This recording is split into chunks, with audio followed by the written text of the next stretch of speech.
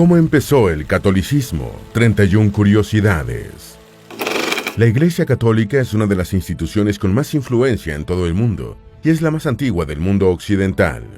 Hoy más de 1.000 millones de personas profesan esta fe, una religión con una historia de casi 2.000 años y con aspectos muy diversos.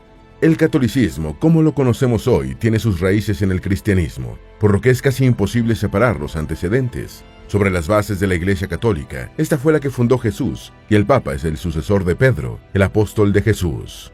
En tal sentido, presentaremos nuestra narrativa cronológicamente, que abordará curiosidades sobre el catolicismo y sus inicios. Primero expondremos datos acerca de Jesús de Nazaret, ya que es la figura central del cristianismo. Seguidamente, cómo surgió esta nueva profesión de fe, y por último, cómo derivó en lo que concebimos hoy como Iglesia Católica. Antes de meternos a fondo, no te olvides de suscribirte a nuestro canal y activar las notificaciones para mantenerte al día con nuestras actualizaciones.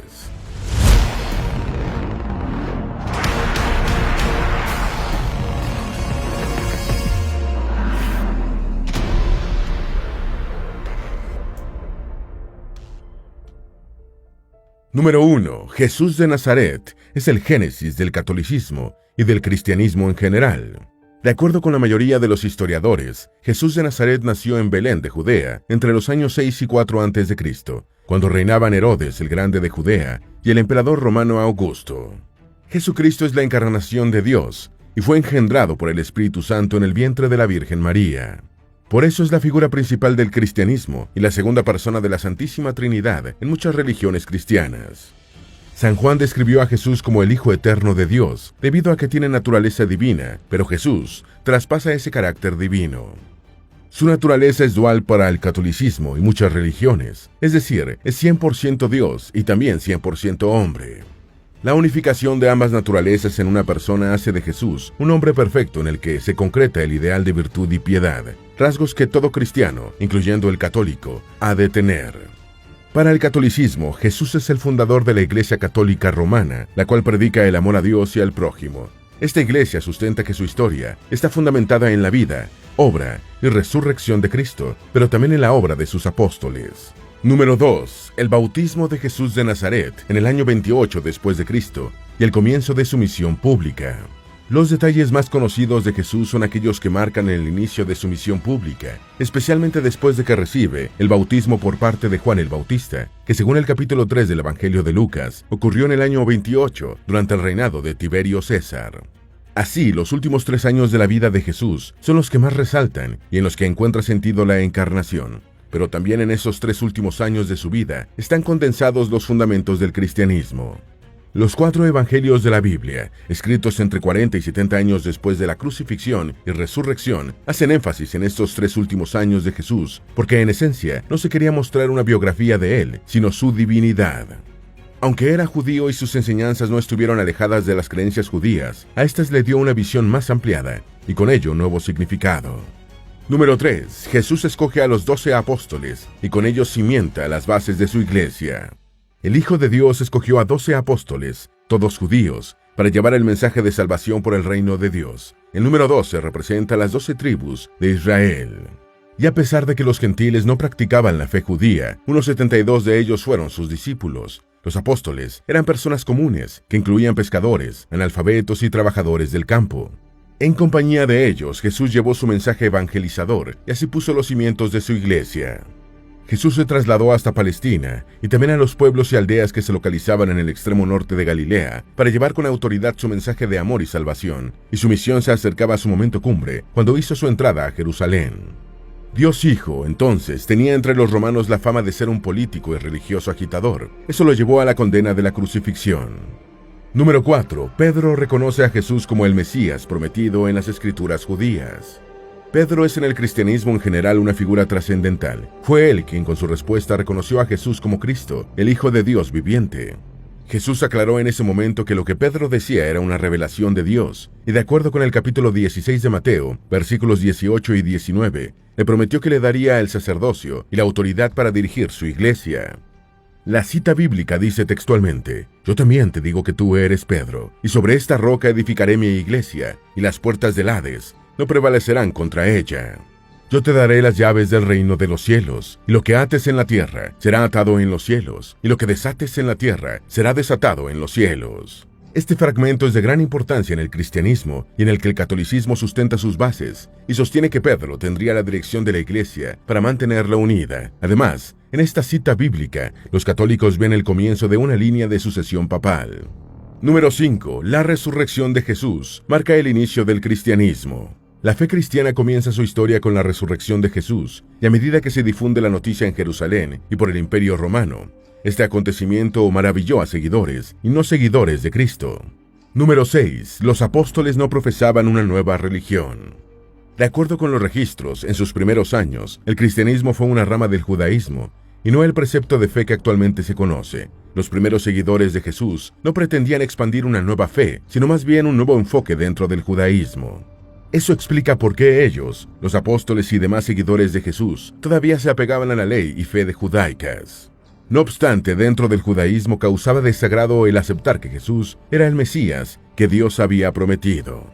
Vale acortar que el judaísmo podía reunirse y estaba eximido de los cultos estatales de Roma, debido a que había conseguido varios años antes una licencia otorgada por Julio César para congregarse, algo que con los cristianos no contarían sino 3 siglos después de su existencia, porque la nueva fe criticaba los ideales romanos.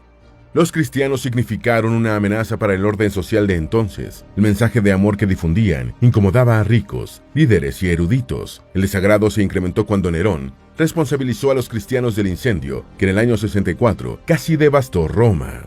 Aún así, el cristianismo creció de forma gradual hasta que se perfiló como una nueva profesión de fe. Esto fue motivo suficiente para que se iniciara una persecución en Jerusalén en contra de quien difundiera las enseñanzas de Jesús. Así, forzados por las persecuciones, los cristianos se trasladaron a otros lugares, en los que también hablarían de la nueva vía de salvación que significaba Jesús de Nazaret.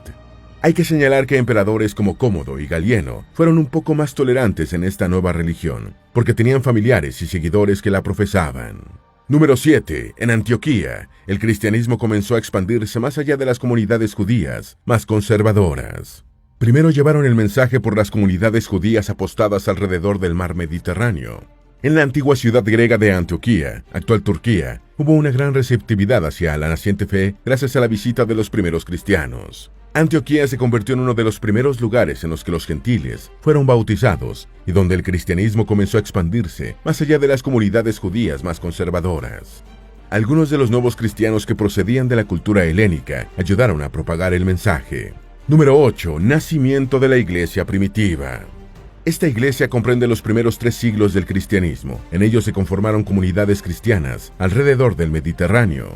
Estos 3 siglos significaron para el cristianismo un periodo de transformación, y con el tiempo dejaría ese carácter de secta para convertirse en la religión de carácter universal, el catolicismo propiamente dicho, de acuerdo con la Iglesia Católica. Número 9. El apóstol Pablo diferenció al cristianismo del judaísmo.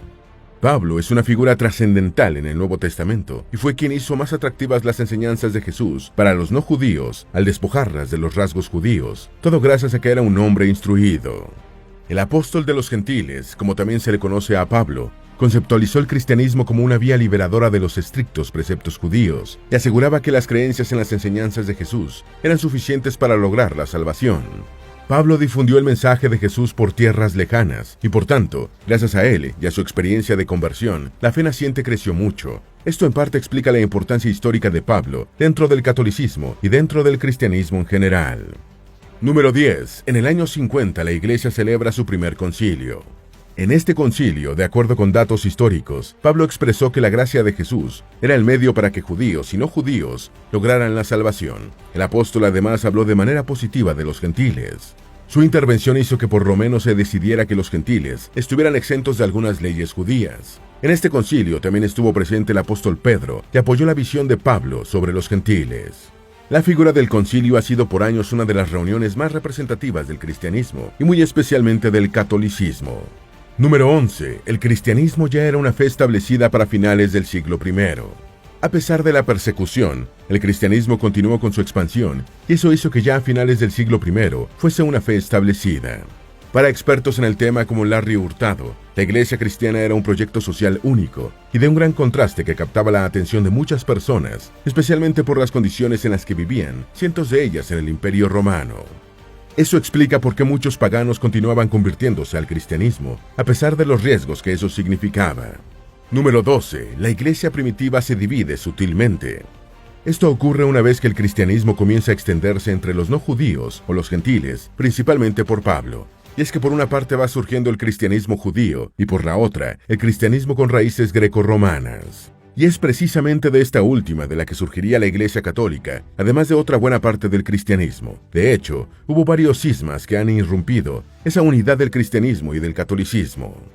Por ejemplo, en el año 144 después de Cristo, sucedió con el marcionismo. En el 318 ocurrió con el arrianismo. Otro tuvo lugar en el 451 con los ortodoxos orientales, mientras que en 1054 ocurrió el cisma este-oeste y otro cisma fue en 1517 con la Reforma Protestante. Número 13. Para el año 100 ya había por lo menos unas 40 comunidades cristianas en el Imperio Romano. Durante los primeros años en los que la entonces secta del judaísmo estaba llevando el mensaje de salvación de Jesús, el Imperio Romano ya contaba con carreteras y otras vías que facilitaban viajar de una región a otra, desplazamientos que fueron promovidos por la ola de persecuciones que se originaron en Jerusalén. Además, ya el griego se había convertido en una lengua común porque, desde el gobierno imperial, se había alentado a que la gente aprendiera esa lengua. Eso hizo más fácil que los habitantes de unos territorios se comprendieran entre sí y la consecuente conversión al cristianismo de muchas comunidades judías. En las zonas urbanas, la nueva religión estaba teniendo la mayor aceptación. Se extendió primero entre los habitantes de las clases más bajas, en esclavos y consecuentemente en las mujeres que pertenecían a la aristocracia. De acuerdo con algunas fuentes, para el año 100, por lo menos había unas 40 comunidades cristianas en el Imperio Romano, aunque también se crearon unas en Armenia, Irán y en la costa india de Malabar. Número 14. San Pedro inicia la línea ininterrumpida del papado con la designación de Linus.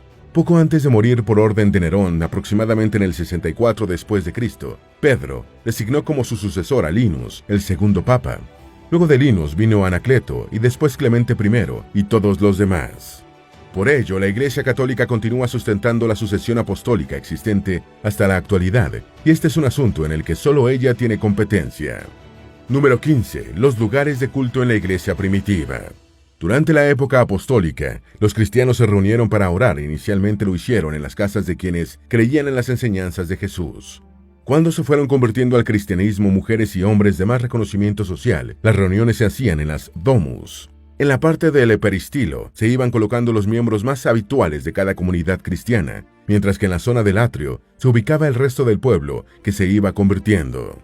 Así fue tomando forma la posición en que los cultos asumirían los presbíteros y quienes escuchaban su prédica, y posteriormente la distribución de la misa católica, incluso de la celebración de otras denominaciones cristianas. En épocas de persecución, el lugar de reunión se rotaba y se escogía en secreto para mantener la seguridad de los miembros de la iglesia primitiva. En esas reuniones mantenían la tradición hebrea de hacer cánticos y alabanzas. Número 16. El vocablo católico comienza a usarse a principios del siglo II después de Cristo. En el transcurso de los primeros 60 años, los cristianos se denominaban a sí mismos los seguidores del camino. No fue sino hasta inicios del siglo II que se comenzó a acuñar el vocablo católico a los creyentes en las enseñanzas de Jesús de Nazaret. De acuerdo con los registros, uno de los primeros usos del vocablo proviene de una carta que en el año 108 escribió San Ignacio, quien fue discípulo directo de Juan y Pablo, y además se convirtió en el tercer obispo de Antioquía. San Ignacio acuñó por vez primera el adjetivo católica a la iglesia en el siguiente fragmento de su carta: donde está Jesucristo, allí está la iglesia católica. El vocablo proviene del griego católicos, que significa universal, y San Ignacio la usó en el siglo II con la intención de diferenciar las enseñanzas reales de Jesús de aquellas que el arrianismo daba como doctrinas y que se alejaban de lo que Cristo realmente quiso enseñar, incluso negaban la divinidad de Jesús. Número 17. En un principio, los seguidores de Jesús no se denominaron cristianos a sí mismos. El término cristiano fue adjudicado a los seguidores de las enseñanzas de Jesús y con un matiz despectivo. Para algunas fuentes, ya en el año 110, los primeros cristianos se denominaban a sí mismos católicos, que en español se traduciría como católicos o universales. Esto era así porque al parecer se reconocían como parte de un todo, que era el cuerpo de Cristo, la iglesia misma. Número 18. La jerárquica en la iglesia comienza a formarse formalmente en el siglo II. Para mediados del siglo II, los cristianos continuaban predicando aun cuando era objeto de persecuciones. En medio de eso y en la espera de que Jesús viniera nuevamente, las asambleas cristianas comenzaron a tener una imagen de institución al elegir y organizar líderes. Durante el siglo II de la era cristiana, especialmente durante el periodo preniceno, esto es antes del Concilio de Nicea, la iglesia cristiana primitiva ya era dirigida por obispos. De acuerdo con algunas fuentes, la idea era vivir como si se estuviera en el reino mientras Jesús venía por segunda vez. Número 19. El Edicto de Tolerancia de Galerio. Desde su aparición, los cristianos significaron una amenaza para la estabilidad del Imperio Romano por varias razones, entre ellas su negativa a pagar el impuesto judío y a jurar lealtad a la divinidad de emperador. Las persecuciones y restricciones a los cristianos se hicieron más fuertes en el mandato del emperador Decio, y solo en el reinado de Galieno consiguieron casi 40 años de tolerancia. Pero los cristianos conseguirían la primera especie de indulgencia de las autoridades romanas en el año 313, gracias al Edicto de Tolerancia de Galerio, también conocido como Edicto de Tolerancia de Nicomedia. El edicto puso fin a las persecuciones. Número 20. El Edicto de Milán autoriza la libertad de culto en el Imperio Romano. La postura de Constantino ante el cristianismo es controversial, de acuerdo con la fuente que se consulte. Algunas manifiestan que aceptó el cristianismo para contrarrestar las fragmentaciones en el imperio y la consecuente desintegración política y social del mismo. Otras hablan de una conversión más real de Constantino, cuya madre fue proclamada santa, aunque él se bautizó cuando estaba a punto de morir. En el 313 se promulgó el Edicto de Milán, con lo cual se daba a los súbditos la libertad de culto, incluida muy especialmente el culto cristiano, en un momento en el que era más común la práctica del politeísmo. El edicto en sí mismo no era una aprobación del cristianismo ni catolicismo como la religión oficial, pero sí un respeto a la libertad de culto. Constantino combinó doctrinas judías, egipcias y romanas, y estas fueron precisamente la combinación doctrinal que asumiría el catolicismo propiamente dicho. Algunas fuentes señalan que es con este edicto que realmente comienza la Iglesia Católica. El edicto fue firmado por 2 emperadores romanos de Occidente y Oriente. Este edicto también se promulga luego de que Constantino ganara la batalla de Puente Milvio en el año 312. Número 21. El Concilio de Nicea le da un carácter más legal al cristianismo. En el año 325, el emperador Constantino convocó al Concilio de Nicea.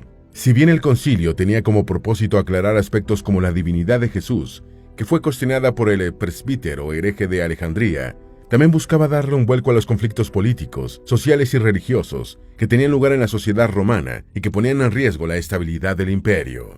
El concilio no solo reafirmó la naturaleza divina de Jesús, sino que también se decidieron las leyes por las que el catolicismo se regiría. Incluso allí fue creada la imagen del obispo de Roma, la de mayor autoridad en la iglesia.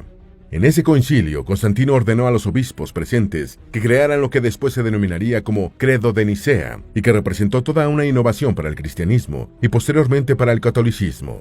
A la vez, el emperador romano ordenó que 50 copias de los evangelios fuesen distribuidas.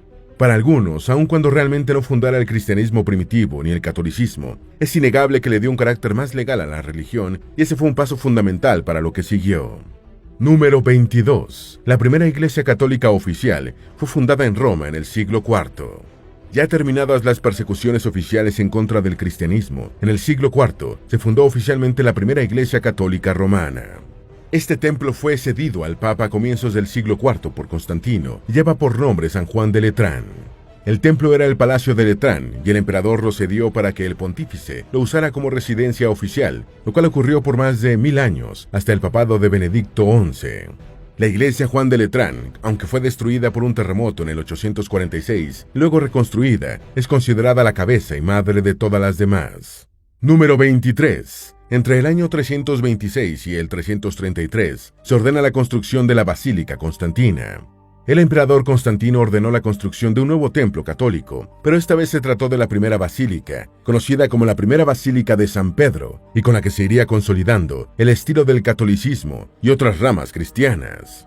Se construyó sobre el lugar donde estaban enterrados los restos de San Pedro, y la intención era conmemorar el martirio del primer papa. La construcción terminó en el año 360, por lo que tardó más de 30 años en terminarse. Pero ya para el papado de Julio II se demolió porque estaba muy deteriorada. Eso dio paso a la construcción de la nueva Basílica de San Pedro, la que hoy conocemos. Número 24. En el 380, Teodosio I el Grande prohibió por completo el paganismo e impuso el cristianismo. Este emperador romano, a la edad de 45 años y 3 años antes de fallecer, promulgó el Edicto de Tesalónica. Para el 380 habían transcurrido 55 años desde que celebró el Concilio de Nicea, y ya la mayoría de los romanos se había convertido al cristianismo. Así que el edicto solo formalizaba al cristianismo como la religión oficial del imperio, pero también prohibió cualquier otra práctica religiosa, especialmente el paganismo.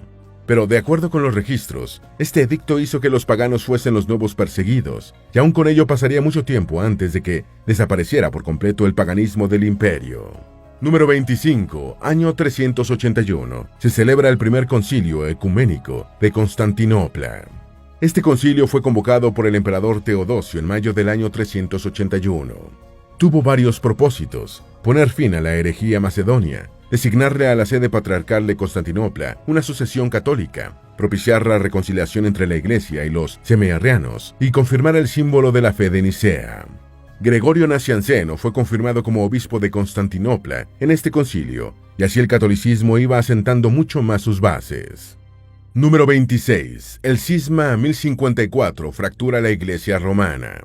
La unidad de la Iglesia en tiempos del Imperio Romano se sustentaba en la pentarquía, esto es, las 5 sedes episcopales: Roma, Alejandría, Antioquía, Jerusalén y Constantinopla, unidad que empezó a romperse con los cismas. En julio de 1054 se produce formalmente lo que en los países ortodoxos se conoce como el cisma latino, y en los países occidentales como el cisma de Oriente. El cisma como tal se venía dando desde hacía tiempo, tras el distanciamiento originado por las diferencias teológicas y políticas, muy especialmente porque se cuestionaba que la autoridad de la Iglesia se concentrara en la figura del obispo de Roma. Así en Oriente surgió la Iglesia ortodoxa al separarse de la Iglesia católica de Occidente, un cisma que hasta hoy persiste. Número 27. El catolicismo llega a América en el periodo de la conquista. Este proceso de evangelización ocurrió por orden de los reyes católicos de Castilla. La religión es enseñada a las culturas del Nuevo Mundo por parte de misioneros jesuitas. El catolicismo evolucionó por América Central desde 1492 hasta 1513. Ya para 1516 llegó a México, donde la labor de catequización estuvo a cargo de Bartolomé Olmedo. Los colonizadores también llevaron su obra evangelizadora por Sudamérica a partir de 1532. Número 28. En 1517 tiene lugar el cisma con la Reforma Protestante. La Iglesia Católica se convirtió en la institución religiosa más influyente, pero muchos registros históricos la describen durante los siglos XV y XVI como cruel y corrupta. Martín Lutero era un católico, pero luego sería el padre de la Iglesia protestante y el creador de 95 tesis, donde hizo fuertes acusaciones contra las autoridades católicas. Lutero cuestionó la venta de las indulgencias para lograr la salvación y la autoridad papal. El movimiento comenzó en Alemania y en poco tiempo se había extendido por el resto de Europa. Lutero fue excomulgado ante su negativa de retractarse de las acusaciones, y así surgió la primera gran iglesia protestante. Pero esto también marcaría un nuevo comienzo de la Iglesia Católica, ese que se asemejaría más a la que conocemos hoy. Número 29. La ruptura de Enrique VIII con el papado en la década de 1530. En Gran Bretaña, la Iglesia Católica tendría otro cisma debido a que el Papa Clemente VII no aprobó la solicitud de Enrique VIII para que se anulara su matrimonio con Catalina de Aragón. Enrique VIII había sido un ferviente católico, pero terminó rompiendo con la Iglesia Católica Romana y creó lo que se conocería como la Iglesia Anglicana, en la que la máxima autoridad recae sobre el monarca del Reino Unido. El Parlamento formalizó la ruptura en 1534 a través de un documento, el Acta de Supremacía. Hay que apuntar que la Iglesia Anglicana se considera católica y, de hecho, sus miembros la denominan Iglesia Católica en Inglaterra y se le domina anglicana porque es la que predomina en Inglaterra. Sin embargo, la Iglesia Anglicana tiene diferencias doctrinales con la Iglesia Católica, especialmente porque absorbió ideas de la Reforma Luterana, aunque también comparte muchos aspectos doctrinales con la Iglesia Católica Romana. Número 30. La Iglesia Católica reafirmó su autoridad con el Concilio de Trento. Entre 1545 y 1563 se realizó el Concilio de Trento, convocado por el Papa Pablo III. Allí, entre otras cosas, los clérigos católicos condenaron la teología protestante, emitieron una respuesta a la reforma de Lutero y establecieron objetivos de la contrarreforma de la Iglesia Católica, la cual reafirmó su autoridad con este concilio. Número 31. La supremacía de la Iglesia de Roma. La supremacía de la Iglesia Católica Romana suele estar fundamentada en la figura misma del obispo de Roma o papa. Obispos como Ireneo de León y Eusebio de Cesarea llegaron a reconocer la obediencia que le deberían a Linius, el sucesor inmediato de San Pedro. De hecho, Ireneo de León enumeró a los primeros papas romanos y así reconoció la supremacía del obispo de Roma y de la Iglesia romana. La enumeración de Ireneo es textualmente la siguiente. Luego de haber fundado y edificado la Iglesia, los beatos apóstoles entregaron el servicio del episcopado a Lino. A este Lino lo recuerda Pablo en sus cartas a Timoteo. Anacleto lo sucedió. Después de él, en tercer lugar desde los apóstoles, Clemente heredó el episcopado, el cual vio a los beatos apóstoles y con ellos confirió, y tuvo ante los ojos la predicación y tradición de los apóstoles que todavía resonaba. A Clemente sucedió Evaristo, a Evaristo Alejandro, y luego, sexto a partir de los apóstoles, fue constituido Sixto, enseguida Telésforo, el cual también sufrió gloriosamente el martirio. Siguió Higinio, después Pío, después Aniceto. Habiendo Sotero sucedido a Aniceto, en este momento, Eleuterio tiene el 12º lugar desde los apóstoles. Como hemos visto, no es tan fácil deslindar al catolicismo del cristianismo. Ni siquiera es fácil saber en qué momento exacto el catolicismo se reconoce como tal para diferenciarse de otras ramas del cristianismo, porque hay muchos momentos religiosos importantes a los que se atribuye. Hoy la Iglesia Católica Romana continúa afirmando que sus doctrinas fueron reveladas por los apóstoles y desde ese momento las han preservado. Estas doctrinas diferencian al catolicismo de otras religiones cristianas. Por ejemplo, la devoción que sienten por la Virgen María al ser la Madre de Dios y no haber sido corrompida en ningún momento a tal punto de haber ascendido al cielo. Asimismo, está la transubstanciación, que forma parte de la misa y que durante la celebración convierten, respectivamente, al pan y vino en cuerpo y sangre de Cristo. Por último, está su posición irrefutable sobre el uso de métodos anticonceptivos y la desaprobación del aborto. Esperamos que este video te haya sido útil. Si tienes algo que agregar, por favor, compártelo con nosotros en la sección de comentarios. Dale me gusta a este video y envíale el enlace a tus familiares y a tus mejores amigos para que también sepan más de cómo empezó el catolicismo a través de estas 31 curiosidades. Si eres nuevo en nuestro canal, no olvides suscribirte. No se te olvide seguirnos en todas nuestras redes sociales, que van a estar aquí abajo en la descripción. Recuerda, un pueblo que no conoce su historia está condenado a repetirla.